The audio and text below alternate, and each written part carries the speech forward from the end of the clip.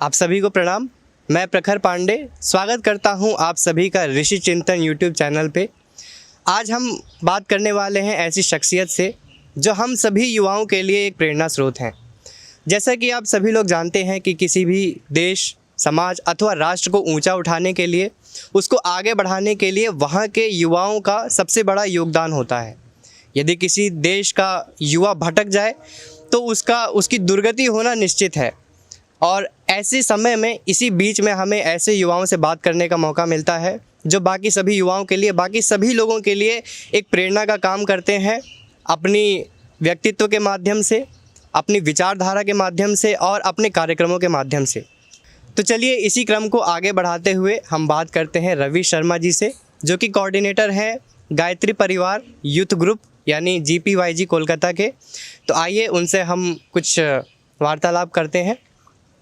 तो सबसे पहले तो आपको प्रणाम रवि शर्मा जी। और आप जो है बहुत सारे कार्यक्रम चला रहे हैं इन दिनों। जैसा कि हम लोग जानते हैं कि पिछले 11 सालों से हर रविवार को वृक्षारोपण का अभियान चला रहे हैं, और इसके साथ ही पिछले 200 सप्ताहों से हर शनिवार को इनका गंगा सफाई का अभियान इनकी टीम के द्वारा किया जाता है।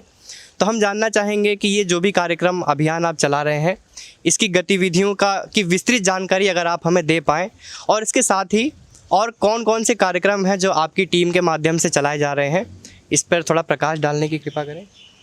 धन्यवाद प्रखर जी। आज सौभाग्य से हम लोग शांति कुंज में हैं, और ऐसा ही एक कार्यक्रम था जब सौभाग्य जागा था कि इस वृक्षारोपण को हम लोगों ने चालू किया था। ये सन 2010 की बात है कि भोपाल में एक राष्ट्रीय युवा चेतना शिविर था। उस कार्यक्रम में हम लोगों को भी जाने का सौभाग्य मिला, और श्रद्धेय डॉक्टर साहब के शब्दों ने हम लोगों को अंदर से झकझोर दिया कि पर्यावरण की ये समस्या आने वाले समय में हो सकती है। तो हम लोगों ने भी धरती माता के प्रति अपना एक छोटा सा संकल्प लेने का क्रम अपनाया कि 25,000 पेड़ कोलकाता में लगाएंगे। शुरुआत में हमें ये नहीं मालूम था कि हम लोगों को ये कैसे करना है और कहाँ करेंगे, क्योंकि महानगर की अपनी समस्याएं हैं, और कोलकाता जैसे महानगर में जहाँ पे लोगों को रहने के लिए जगह की कमी पड़ जाती है, वहाँ पर वृक्ष लगाने। लेकिन हम लोगों ने हिम्मत की, श्रद्धेय डॉक्टर साहब ने हम लोगों का हौसला बढ़ाया और हम लोगों ने चालू कर दिया। गुरुदेव के आशीर्वाद से हम लोग यह क्रम चालू करने के पश्चात, यह बात है 7 नवंबर की, 31 अक्टूबर को 2010 को हम लोगों ने संकल्प लिया, और 7 नवंबर 2010 से हमने यह कार्यक्रम चालू कर दिया। शुरुआत में वो सारी समस्याएं आती हैं जो अच्छे काम को करने के लिए आती हैं। एक जगह का मिलना, कि जगह कहाँ से मिलेगी और हम लोग कैसे, इतने लोग होंगे, 25,000 का संकल्प तो ले लिया और महानगर में इसको पूरा करना है। लेकिन हम लोगों ने चालू कर दिया, और चालू करने के पश्चात शुरू में हम लोगों ने चालू किया, तब हमारी ये टी-शर्ट नहीं हुआ करती थी जिस पे हम लोगों ने GPYG लिखवाया, गायत्री परिवार यूथ ग्रुप। मैं संक्षिप्त में थोड़ा सा परिचय दे रहा हूँ कि ये टी-शर्ट क्यों हम लोगों ने बनवाया। उसका उद्देश्य ये था कि हम लोग पेड़ लगाने गए तो लोग हमें समझते थे कोई म्यूनसिपालिटी कॉरपोरेशन के लोग आए हैं, वो वृक्ष लगाते हैं, तो हम लोग अपना परिचय सबको तो नहीं दे पाते थे। तो हम लोगों ने एक टी-शर्ट बनवा दी, उस पर GPYG लिखवा दिया। तो लोगों के अंदर ये जिज्ञासा पैदा हुई कि ये कौन कर रहा है, क्या है, GPYG कौन है। तो हम लोगों को एक बताने का मौका मिला, कि मिशन की जानकारी देने का मौका मिला कि GPYG क्या है, गायत्री परिवार यूथ ग्रुप क्या है। तो ऐसे इसकी शुरुआत हुई थी। ऐसी भी परिस्थिति आई कि जब हम लोग शुरू में पारिवारिक समस्याएं भी रहती हैं सबकी, और इतना इस क्रम को अपनाना बहुत आसान लगता है बोलने में, लेकिन एक 511 वर्षों से 569 रविवार कल पूर्ण होने वाले हैं, उस कार्य को करने में समस्याएं तो आती हैं निश्चित रूप से। लेकिन गुरुदेव जैसी शक्ति और मार्गदर्शन, श्रद्धेय डॉक्टर साहब जैसा, आदरणीय चिन्मय भाई साहब जैसा मार्गदर्शन मिल जाए तो वो काम आसान हो जाता है। और हम लोगों ने इस कार्य को, कल हमारा 569वां रविवार है, और हम लोगों का सौभाग्य है कि आदरणीय चिन्मय भाई साहब के सानिध्य में हम लोग 569वां रविवार मना रहे हैं। और बस इसी तरह से हम लोगों ने ये क्रम अपनाया। इसके साथ साथ जब हमारी टीम बड़ी हो गई, शुरुआत ये कार्यक्रम हम लोगों ने 3 से 4 लोगों मिलकर चालू किया था, और फिर कारवां जुड़ता गया, लोग जुड़ते गए।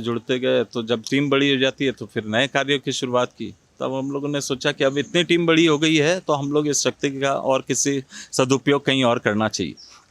तो पर्यावरण के प्रति हम लोगों ने नैतिक जिम्मेदारी समझते हुए गंगा तट शुद्धि अभियान का कार्यक्रम अपनाया। अभियान का उद्देश्य ये नहीं है कि हम लोग कोई सफाई कर्मचारी हैं या फिर हम लोग गंगा तट शुद्धि करेंगे, सफाई कर देंगे तो उससे बहुत भला हो जाएगा। लेकिन एक अवेयरनेस जो लोगों में जागरूकता का कार्यक्रम इस माध्यम से आया है वो बहुत ही अच्छा है। नहीं तो प्लास्टिक और फूल और प्लास्टिक और बहुत सारे जो ऐसी वर्जनीय चीज़ें हैं जिसको गंगा जल में लोग प्रवाहित करने में संकोच नहीं करते थे, लेकिन इसके बाद बहुत ही परिवर्तन आया है लोगों में। लोगों को ये समझ में आया कि प्लास्टिक हमारे लिए कितना हानिकारक है, उसको पानी में नहीं डालना चाहिए। फूल को हमारी श्रद्धावश विसर्जन करना है तो उसमें थोड़ा सा जल का स्पर्श कर लीजिए और वहाँ पे एक गड्ढा कर लें और उसमें डाल दे तो उससे खाद भी बन सकती है और भी काम हो सकते हैं। तो इस तरह अवेयरनेस का काम और बहुत ही सफल रहा। उसका आज 202वां शनिवार है, आज 202 शनिवार पूर्ण हुए हैं उसके, और ये कार्यक्रम बहुत ही अच्छे से चल रहा है। और सफाई अभियान के इस क्रम के साथ साथ जो वृक्षारोपण हमने अपनाया था उसके भी कल 569 रविवार होने वाले हैं। अभी तक हम लोग 1,62,000 के आसपास पेड़ लगा चुके हैं और यह कार्यक्रम भारतवर्ष में अब 40 से 50 जगह अब हर रविवार को यह क्रम चल पड़ा है।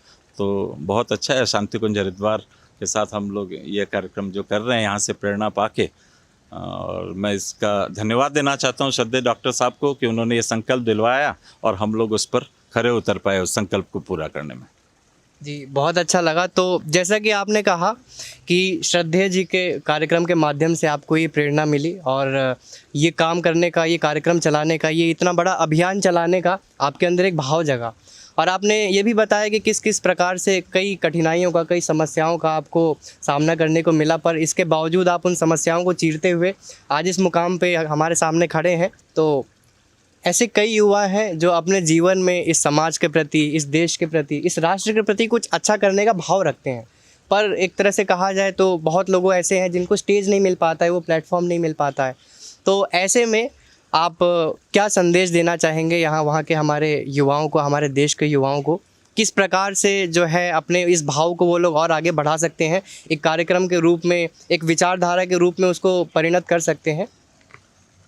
हाँ, ये बात बिल्कुल सही है कि अच्छे कार्य करने के लिए भी एक प्लेटफॉर्म की आवश्यकता होती है, और एक प्लेटफॉर्म की आवश्यकता होती है जब हम लोग सामूहिक रूप से किसी कार्य को करना चाहते हैं। जैसे हम लोगों ने शुरुआत की 3 से 4 लोग मिलके, एक खुद के अंदर का आत्मविश्वास आता है तो फिर वो प्लेटफॉर्म भी मिलता है, वो जगह भी मिलती है। लेकिन समाज के प्रति हमको अगर कुछ करना है, समाज के लिए कुछ करना है, जैसे ये पेड़ हैं, पेड़ हम लोग देख रहे हैं कि ऑक्सीजन हमको दिन रात ऑक्सीजन, इसी के सारे हम जिंदा हैं। शास्त्रों में भी पेड़ों की तुलना भगवान शिव से की गई है, और हम लोग समाज में इन पेड़ों के प्रति हमारा एक जो दायित्व है, क्योंकि पेड़ जिस हिसाब से कट रहे हैं उतने लग नहीं रहे हैं और जनसंख्या दिन प्रतिदिन बढ़ती जा रही है और बहुत सारी समस्याएं ऑक्सीजन की कमी से हो रही हैं। कोरोना काल में हम लोगों ने देखा कि ऑक्सीजन कितना महत्वपूर्ण हो सकता है हमारे जीवन में।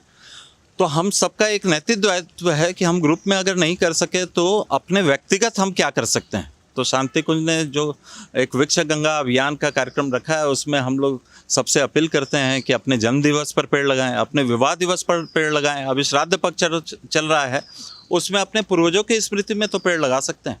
इस माध्यम से फिर वो पेड़ नहीं रहते, उसमें हमें कहीं दादाजी दिखाई देते हैं, कहीं दादी जी दिखाई देती हैं, कहीं नाना नानी दिखाई देते हैं। तो एक बहुत अच्छा माध्यम हो सकता है और इसके लिए बहुत ज़्यादा प्लेटफॉर्म की आवश्यकता नहीं होती व्यक्तिगत रूप से करने के लिए। और अगर इसको सामूहिक रूप से करना है तो निश्चित रूप से प्लेटफॉर्म की आवश्यकता है। तो 3 से 4 लोगों का एक समूह बना लें और धीरे धीरे उसमें प्रयास करेंगे तो रास्ते अपने आप मिलते हैं। हमें भी मिले हैं और आपको भी मिलेंगे, ऐसा मेरा पूर्ण विश्वास है कि अच्छे काम कोई करते हैं तो ईश्वरीय चेतना उसके साथ जुड़ जाती है और रास्ते अपने आप स्वयं बनते रहते हैं। तो ऐसा हम लोगों के साथ भी हुआ है और मेरा पूर्ण विश्वास है कि गुरुदेव जो भी अच्छा काम करते हैं उन सबका सहयोग हमेशा करते हैं। जी, एक बहुत अच्छा संदेश आपने दिया। और परम पूज्य गुरुदेव कहा करते थे कि 100 पुत्रों के बराबर का पुण्य एक पेड़ लगाने से मिलता है, और ये एक बहुत बड़ा पुण्य का कार्य होगा यदि हम सभी अपने जन्म दिवस के कार्यक्रम पे या जो भी विवाह दिवस है या कोई भी अन्य संस्कार है उस समय में एक हर व्यक्ति एक संकल्प ले कि हम अपने जीवन में न्यूनतम कम से कम 5 वृक्ष लगाने का संकल्प लें। तो हो सकता है कि हम अपने समाज को और अच्छा बनाने के लिए एक दिशा एक प्रदान कर सकते हैं, और भी ऐसे कई कार्यक्रम हम चला सकते हैं। अच्छा, हम आपसे ये जानना चाहेंगे कि मिशन 3650 क्या है और इसको आप किस तरह से संचालित कर रहे हैं? हाँ, मिशन 3650 हमारी जितनी भी गतिविधियाँ चल रही हैं उसमें की एक गतिविधि है। जैसा कि मैंने आपको बताया था कि हम लोग जन्मदिन पर प्रेरित करते हैं, विवाह दिवस पर प्रेरित करते हैं, और हम लोगों ने कोरोना काल में इसकी शुरुआत की थी कि सब लोग एक जगह पर नहीं मिल पाते हैं, तो वृक्षारोपण का कार्य जो हम लोग रविवार को तो कर पा रहे हैं उसको कैसे और बढ़ाया जाए। तो हम लोगों ने इसकी शुरुआत की कि सब लोगों को मोटिवेट करें कि अपने जन्मदिन पर पेड़ लगाएं, अपने विवाह दिवस पर पेड़ लगाएं। तो लोग पेड़ लगाते हैं और हमें फ़ोटो भेजते हैं, तो हम लोग उसको अपलोड करते हैं मिशन 3650 में कि आने वाले 10 वर्षों तक हर रोज़ वृक्षारोपण।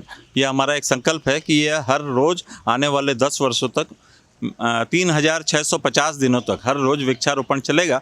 ये भी एक हर गतिविधियों का एक पार्ट है। इसके अलावा GPYG कोलकाता वृक्षारोपण, गंगा तट शुद्धि अभियान, बाल संस्कार शाला, कंप्यूटर क्लासेस, अपने बहनों की आत्म सुरक्षा के लिए हम लोगों ने कुंग-फू की क्लासेस भी चालू की है, जो अभी कोरोना काल में थोड़ी सी बंद हो गई है। फिर से हम लोग चालू करेंगे, अब सब कुछ चीज़ें फिर से नॉर्मल की तरफ आ रही हैं। तो इस तरह की गतिविधि की बहनों को और ज़्यादा आवश्यकता है, आत्म सुरक्षा के लिए हम लोग क्या कर सकते हैं, तो उनके लिए हम लोगों ने फ्री ऑफ कॉस्ट एक कंप्यूटर की क्लास की है। और स्वावलंबी बने उसके लिए भी हम लोग नए नए तरह के प्रयोग करते रहते हैं। तो इस तरह के प्रयोग हैं। और शनिवार रविवार महानगरों में छुट्टी रहती है, तो उस समय का नियोजन में हम लोगों ने सफाई अभियान, वृक्षारोपण, इसी 2 दिन में सब कार्यक्रम को समेटा है। और साथ साथ जगह जगह हम लोग साहित्य स्टॉल भी उन दिनों में लगाते हैं। जी, बहुत अच्छा लगा आपसे बात करके। और निश्चित ही जो लोग इस वीडियो को देख रहे हैं, इस वीडियो के माध्यम से निश्चित ही आप सभी को एक प्रेरणा मिली होगी। और जहां इस समय में आपको भटकाव के अनन्य साधन मिल जाएंगे, ऐसे समय में ऐसे साधन मिलना जो हमें प्रगति की ओर, आदर्शवादिता की ओर लेकर के जाएं।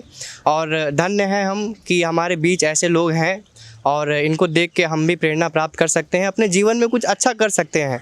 तो हम आमंत्रित करते हैं सभी युवाओं को जिनके भीतर कुछ अच्छा करने का भाव है, वो सभी आगे आएँ और इसी प्रकार की जो भी गतिविधियां आपसे संभव हो सके, जितने भी साधन आपके पास हैं, उन्हीं को लेकर के जिन गतिविधियों को आप चला सकते हैं उसको चलाएं और हमारे देश के, राष्ट्र के गौरव को ऊंचा उठाने में सहयोग दें। धन्यवाद। बहुत बहुत धन्यवाद। नमस्कार। हमारे YouTube चैनल को सब्सक्राइब करें और बेल आइकन को दबाएं ताकि आपको नोटिफिकेशंस मिलते रहें।